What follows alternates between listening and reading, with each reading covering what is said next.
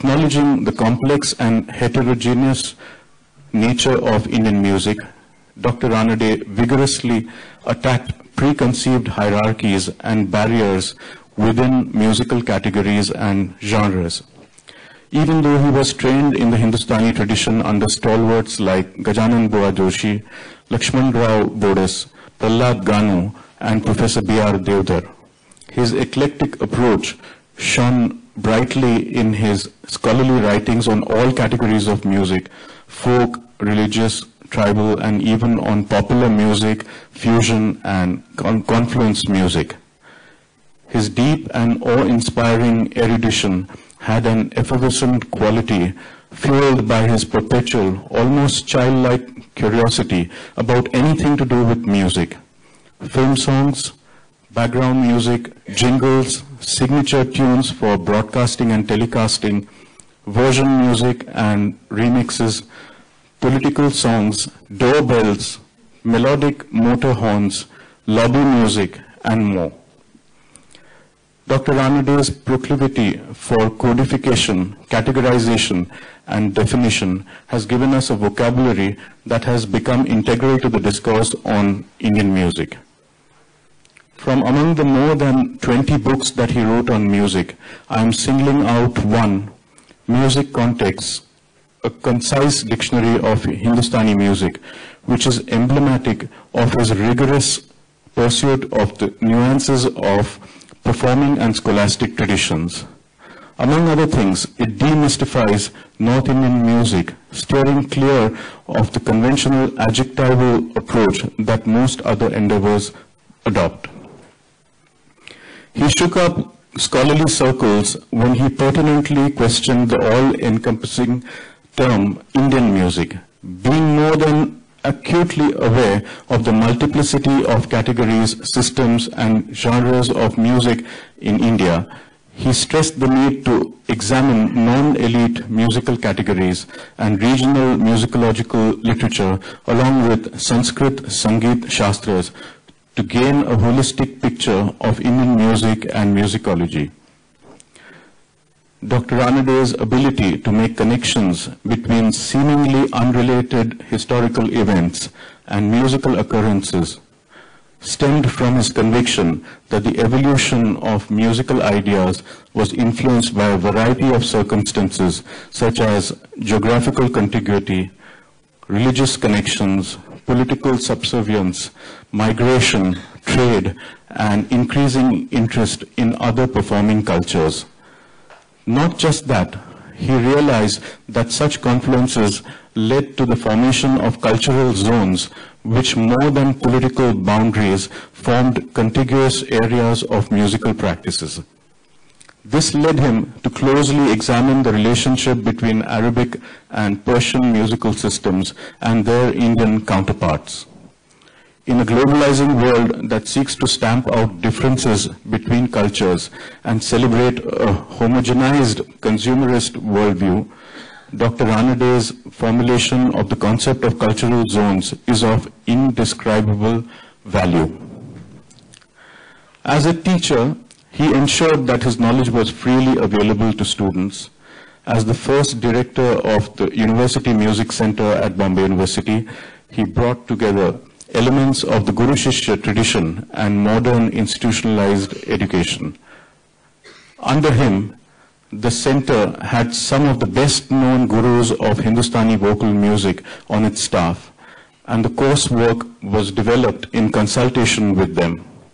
This is where, as a teacher, Dr. Ranade made operational the inseparable relationship between the practice and the theory of music, which formed one of the cornerstones of his holistic perspective of not just musical pedagogy, but to the study of music at large. Dr. Ranade's compositions for Khayal, Launi, Bhajan, and other forms, and his theatre and film work all bore his stamp of individuality.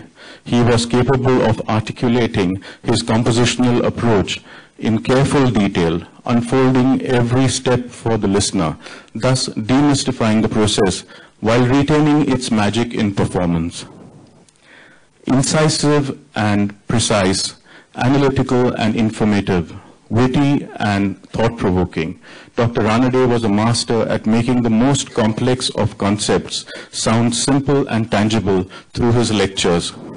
Today, artists, scholars, and audiences will miss him, but his legacy will live through his music, his books, his lectures, and more.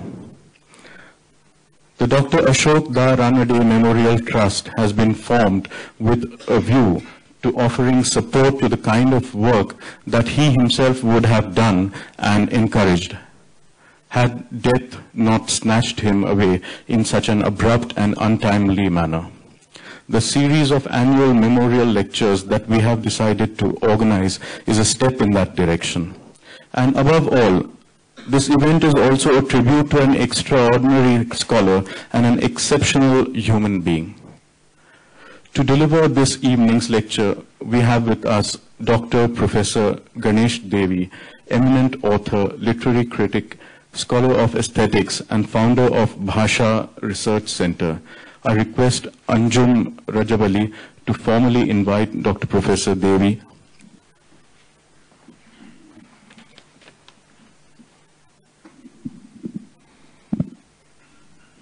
Friends, on behalf of the Dr. Ashok Ranade Memorial Trust, I would like to affirm how privileged indeed we feel to have a person of the stature of Professor Dr. Ganesh Devy as the speaker for the second Dr. Ashok Ranade Memorial Lecture.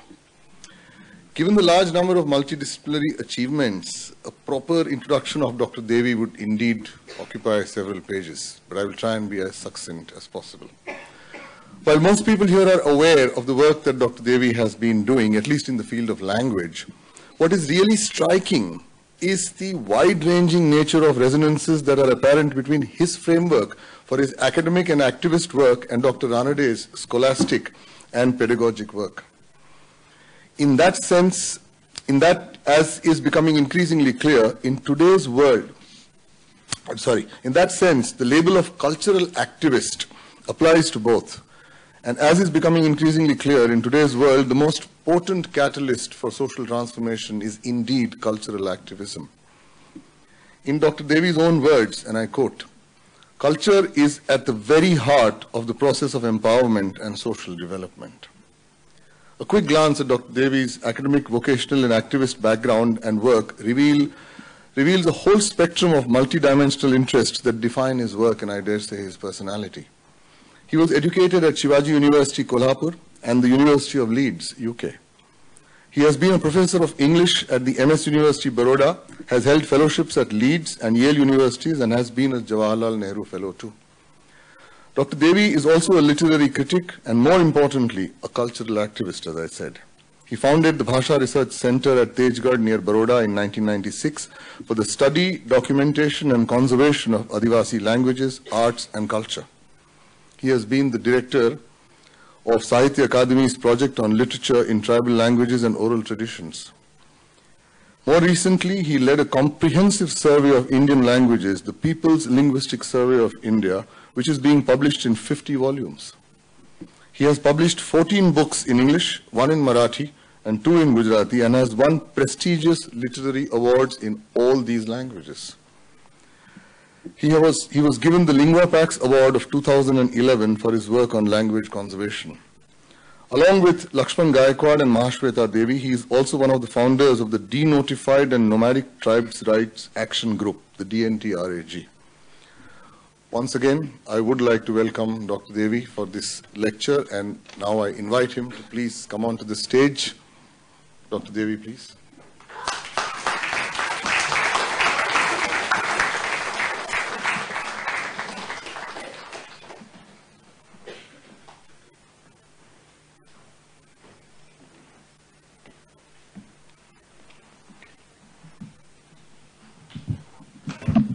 I would like to request our friend, colleague, comrade, associate, mentor, Shubha Mudgal, to please come and welcome Dr. Devy formally with a small bouquet and a token that we have for him.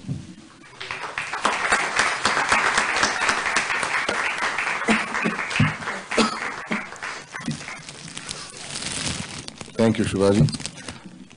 Professor Dr. Devy, I would request you to please take the mic. Ladies and gentlemen, we lost Professor Ashok Ranade too soon. This is actually the time we should have been listening to him. Be with him, learn from him. The kind of intellectual giant he was, with the versatility that he had and a very deep understanding of cultural changes that he showed. His not being with us has created a vacuum which is not filled and may not be filled any soon. And it's a time when actually we required him all the more that he is not with us. If I accepted to speak, it is out of my gratitude to him as a student of literature and culture. I did not have an opportunity of meeting him personally, but I knew of his work and I knew of the framework that you refer to. And in fact, for this evening, I had chosen out of that framework a very small component of all the books that he wrote, because my access to him was through books, and I could read Marathi as well as English. One that struck me as a book very close to my own concerns was on ethnomusicology. He would not have liked to use that title. He had contested that almost 15 years before he wrote this book. He did not write the book. It came as a result, it came as a series of lectures, Professor Karnik Memorial Lectures he gave, in 2 lectures, then subsequently published in 1992. And in this book, he details how ethnomusicology fed into the Indology project of the British of understanding, but understanding within quotations, and in a way devastating India. At the beginning of those 2 lectures, he raised many questions, very pertinent questions, questions which have been asked but not fully answered over the last 2 centuries. He begins asking what happens when two cultures come together, and particularly when one of those is dominant and the other dominated culture. Is it that the dominated culture automatically accepts everything from the dominating culture? Is it that certain strategies are evolved? Is it that what results out of it is an understanding that is not perfect but necessary? Several questions he raises, and then tries to show how the project of ethnomusicology that the British colonials undertook with regards to India was a companion project to the project of Indology, which is trying to understand India in a way that was congenial to their imagination and their sense of memory, and not actually a graphic, a snapshot of what India actually was. The conclusion of that book, those 2 essays, those 2 lectures, is a fantastically insightful conclusion, but I will mention it when I conclude what I have to say. The question as to what happens when 2 cultures come together in a situation of combat, or sometimes in a situation of complicity, or of collaboration, or of conflict. Of course, as he reminds us, this is not the first time that happened in India, that this happened in India.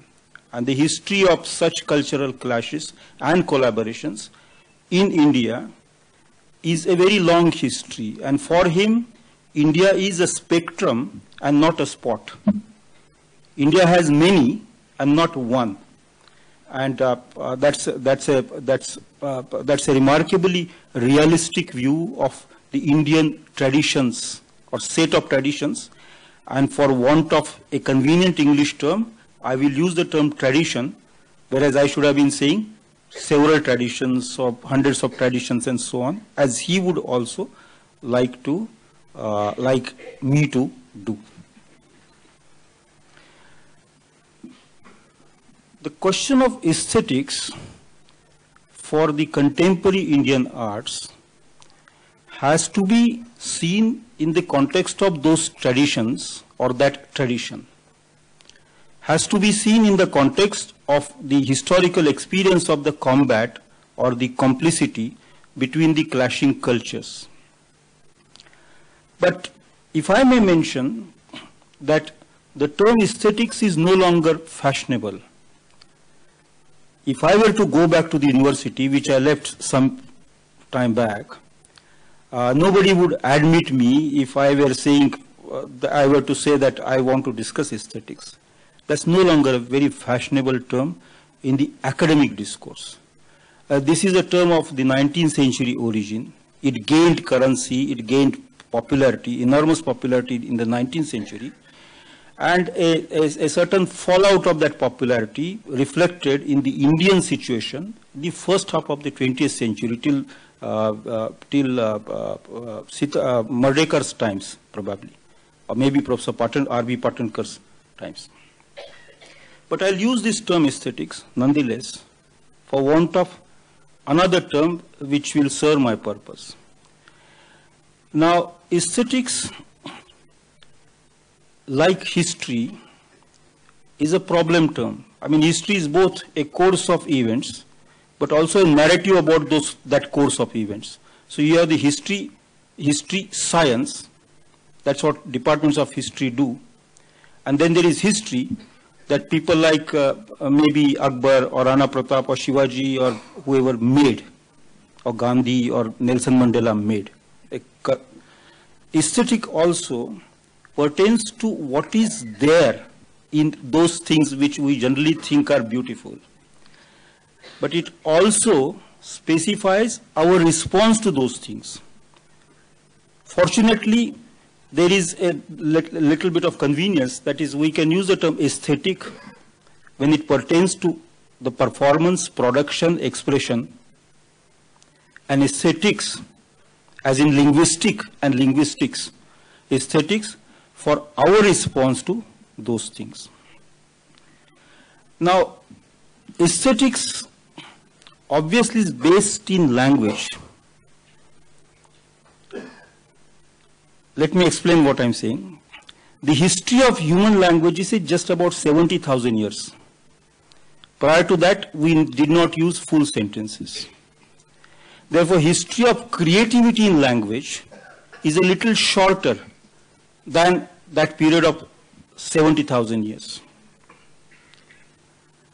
In the course of those thousands of years, humans were not necessarily aware that they were creating something extraordinary by way of poetry or theater or dance or music. That awareness enters the human consciousness only through a very fundamental, phenomenal economic change, and that is the rise of the agrarian societies all over the world about 10,000 years before our time or 8,000 years before our time. It is when the production value of production enters the human thought and human language, then the production value of art also enters the human thought. Till then, like the dance of honeybees, the arts of humans was not art at all. It was life. Like Marx would say, I cannot separate work and, Marx would say that industrial laborers separate work and life.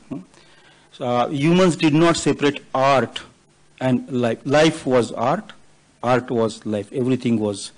This problem has remained with us till our times. Just about 200 years back, Edmund Burke had to break his head, thinking of how to sort this out. And he said, well, those things in arts are beautiful, but those things which we think otherwise are beautiful but cannot call arts are sublime. So art became restricted as a form of expression, as a manner of expression, as a style of expression. With the rise of language, with the rise of a certain economic order in the society, and the reflection about the arts as a manner of expression, style of expression, came much later.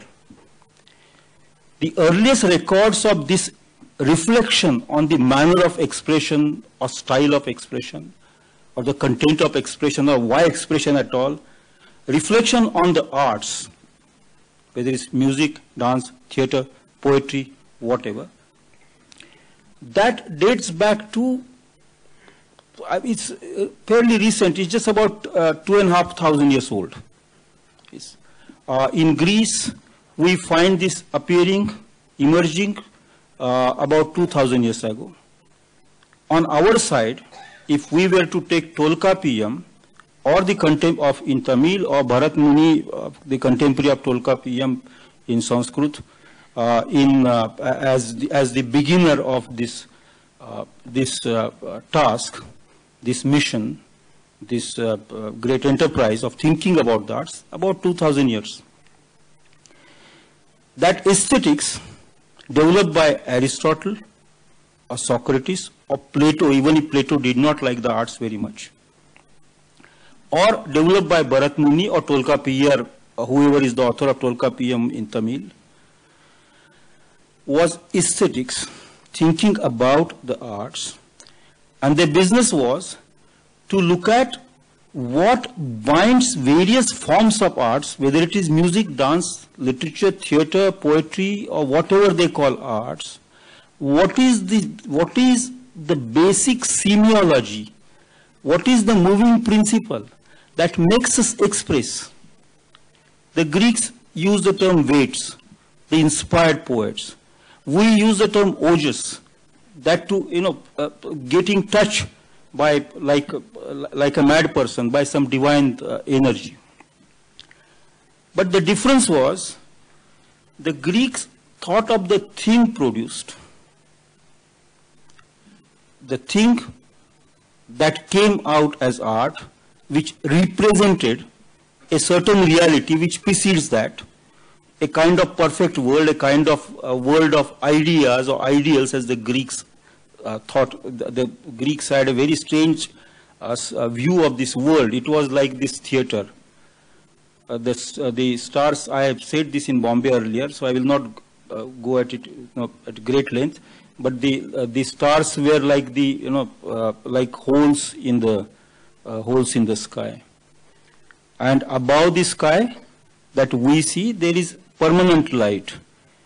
And in that world of permanent light, there is no shadow. And shadow is death. And since there is no shadow there, nothing there dies. And therefore, they don't have to create many tables, but one table is enough. They don't have to create many songs, but one song is enough. So they became ideals, or that was the Greek sense of ideal. So the Greek aesthetics was trying to figure out how the representation of the art was seen as a representation of the ideal, and how that is imperfect, how it deviates from the ideal. Sometimes they argued that actually art endows something very special to those things created and therefore makes them a little better than the ideal things. But generally the view held then was that the representation is inadequate. And therefore one needs to represent again and again till one creates a perfect representation, closest to the ideal. That was the basis of the Greek aesthetics. On our side, the basis was we didn't get into the question of the thing in itself, the creation. We thought that the creation was a divine expression. It was expression of divinity because Kavi is a mere vehicle of a divine idea or thought or experience or a nameless thing, and therefore any poem, anything that any dance, theatre, anything created, don't discuss the question if it is perfect or imperfect. What can be perfect or imperfect is our consciousness. The perceiving consciousness could be imperfect, inadequate consciousness. And we got a huge amount of philosophy on this inadequacy of the human consciousness, which results into avidya sometimes. results into vimurta sometimes, which results into loss of memory at times. I mean, all kinds of religious texts, philosophical texts, aesthetic texts are talking about how we, the perceivers, have to cultivate our consciousness, how the rasika has to become saruday. Not just saruday is not just empathetic, that's a poor translation. It is actually, this needs to be translated in the light of another expression which came up in relation to the Natya Shastra, and that is kavita is kavya is the sahodara of Brahmanand, is born of the same joy that you have in discovery of the divine. So in that, the way the term sahodara is used, saruday is used. And therefore one has to be like the poet, one has to be the poet, one has to wipe out the duality between the poet and, and that's how we respond to our music in this country till today. When I go on nodding, really it's not because I got a problem there or because I have no words at all, but it is wiping out, effacing my personality and try to get into under the skin of the singer, be one with the music, where music wipes out the distance between the singer and the listener and so on. That was the basis of our aesthetics. But please, let's not forget that the idea of literature, idea of music, idea of dance, painting, they change. What one generation thinks, what one generation describes as poetry, 5 generations later, no longer remains poetry. It can become something else. It might become Mahakavya. It might become Itihasa. It might become Smruti. It might become Shruti. It might become Bhakti. It might become folk songs. But every few generations, the idea of what is music, what is dance, what is drama, what is theatre, what is painting, they keep changing. There is no permanent idea, once settled and settled forever, which will be there to the end of this world, about the one single idea of what art is or what the arts are. These ideas must change, and they change primarily because of economic reasons, which lead to cultural changes and so on. Very briefly, if I have to run through the changes.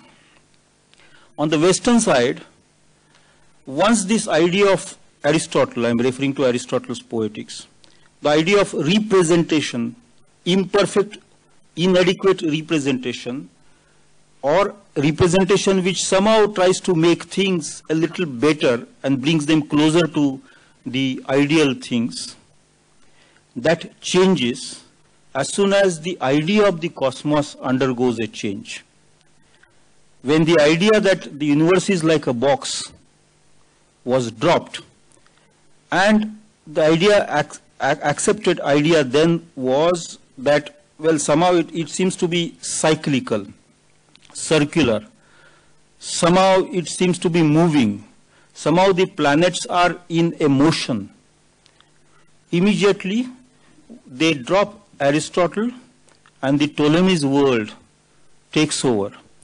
And instead of talking about arts making things better, arts are put to the service of making human beings a little better.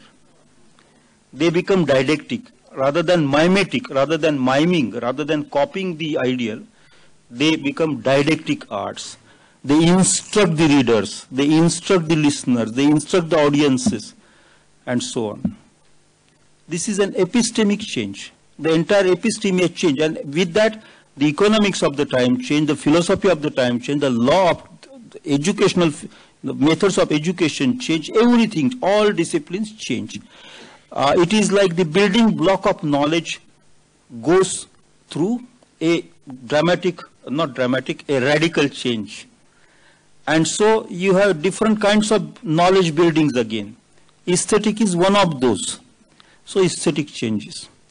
And when Ptolemy becomes outdated and you have again a Copernicus, a Newton, a Galileo kind of idea of the world, you have some hesitation in going entirely by Ptolemy's idea. And you move a little further, then you get into a romantic and expressive idea of the arts.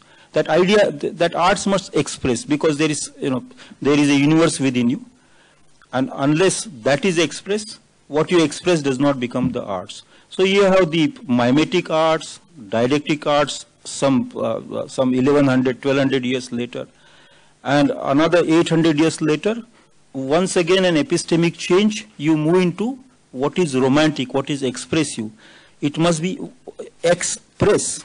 Literally, I mean, something that is in your heart has to be pressed out.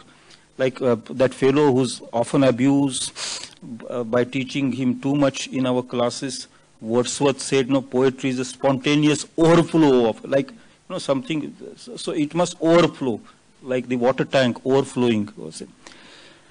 On our side too, the ideas of literature, poetry, drama, dance, music kept changing.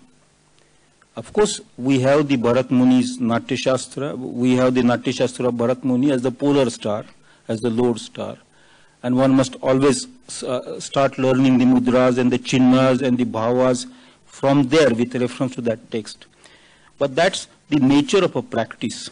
That's the nature of a tradition. But if you think of, say, what Bharata was saying, what Bharat Muni was saying, is that the inadequate consciousness of humans cannot understand the work that divinity inspires among poets and performers and singers. If you want to understand, please try to break it down into smaller components. And so, instead of the experience of entire play, please try to understand the different rasas. This is Hasya Rasa, this is Shrunga Rasa, this is Shoka, this is... That breaking down as a help to our consciousness, not as an autopsy, not as a post-mortem of the work of art, but it is to help our consciousness. The breaking down, making smaller units which we can then relish slowly and talk about the Shringara in one play, Hasya in another play, and so on, and recount it so many times and go over it again and again till our consciousness becomes adequate to be one with the poet's consciousness, the singer's consciousness, and we manage to wipe out the distinction between the two. That change. We have Anand Vardhan, for instance. We Dandin, of course, who presages, who begins talking about the ritis. He says, don't break down poetry into rasas, break poetry down into styles, regional styles at that. So what was a psychological metaphor for Bharata? The mind of the, the mind of the audience. Dandi actually translates that into literal geographical, different ritis. And he had many followers, numerous followers, beginning with Dandi, going to Matanga of Brihadeshi in the probably 14th century, a distance of almost 8-9 centuries. This geographical breakdown of styles kept happening in our country. Then comes Anand Vardhan. He was a very talented, very gifted aesthetician. And he said, by then, the Manu Samhita had set in a very entrenched manner. And social fragmentation had taken place irreversibly in terms of caste, and particularly in terms of non-pardonable extra-community marriage. Punishments were based on, endogamy was made the law of the society.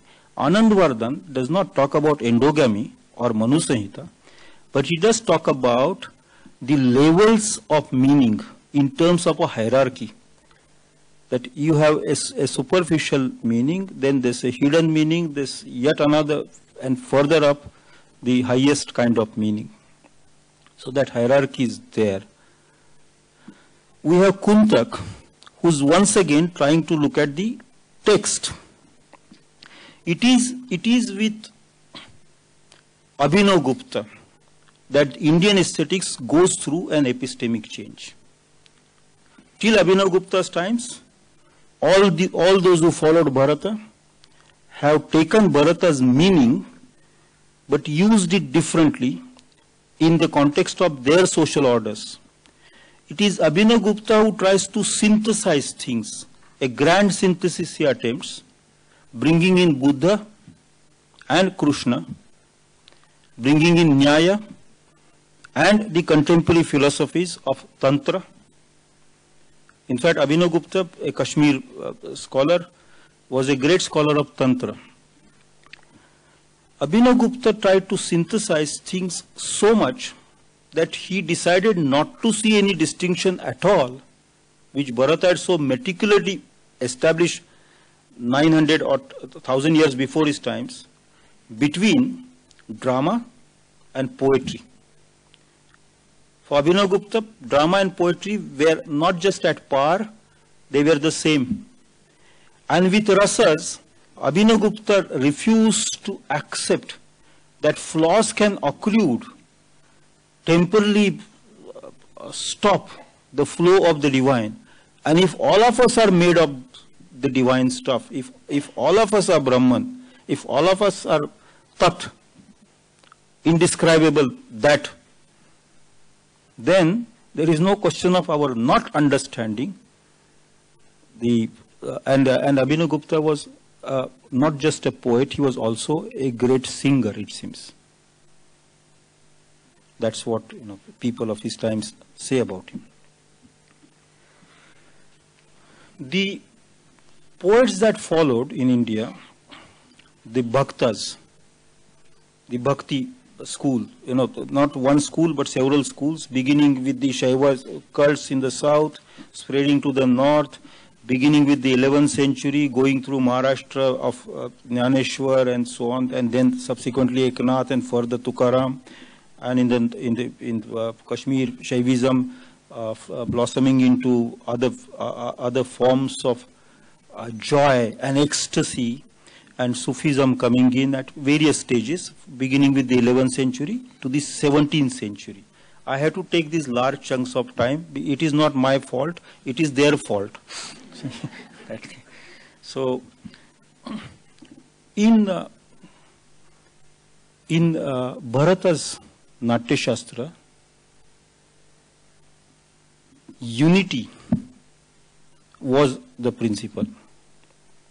It was based on the idea of unity between humans and the divine, and achieving that perfect unity was the aim of the arts.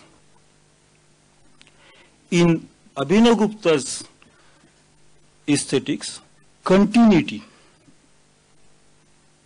was the basic principle in many ways. In the Bhakti poetry, Bhakti performance, Bhakti theatre, Bhakti music, subjectivity was the principle. And in that neither God nor man was perfect. And both could get into a dialectic. The dialectic, if God could become subjective, not just remain objective, invisible, Tat, Brahman, permanent, forever, indescribable, but take a human form, maybe buffalo, maybe a pillar like in Pandharpur, or maybe a lover or whatever. And the Bhaktas then would crave for that appearance. For the Bhaktas, again, there was no distinction between art and life. The episteme had changed. For Tukaram, his bhakti was not a profession or mission or an NGO. It was all time, or politics, it was all time. In his business, he ran some business for a while, unsuccessfully. He had bhakti. And in his singing like mad, even when his manuscripts of his poems were drowned in the river Indrayani, Bhakti spread from end to another end, and it continued. And in that continuity, which Abhinavgupta had made possible, the subjectivity was foregrounded by this. Now these are three epistemic changes, and the idea of arts change. In the West, they change as I described. In our tradition also they change. No idea of art is permanent. Art has permanence because it has transcendence, but no idea of art has permanence. When the British arrived here, we encountered the Western tradition coming to us through the British. And coming to us through the British, among some of the very best of the British minds, creative minds, when we encountered the Romantic generation. When English was introduced in India as a language of education, in the air, in France, in Germany, and in England, the Romantic generation was there, and they were a little kinder to us. Had we got the English language 100 years before, probably all our creativity would have been finished. But this left us some space, because they came very closest to the Indian way of perceiving things. But this was the colonial encounter.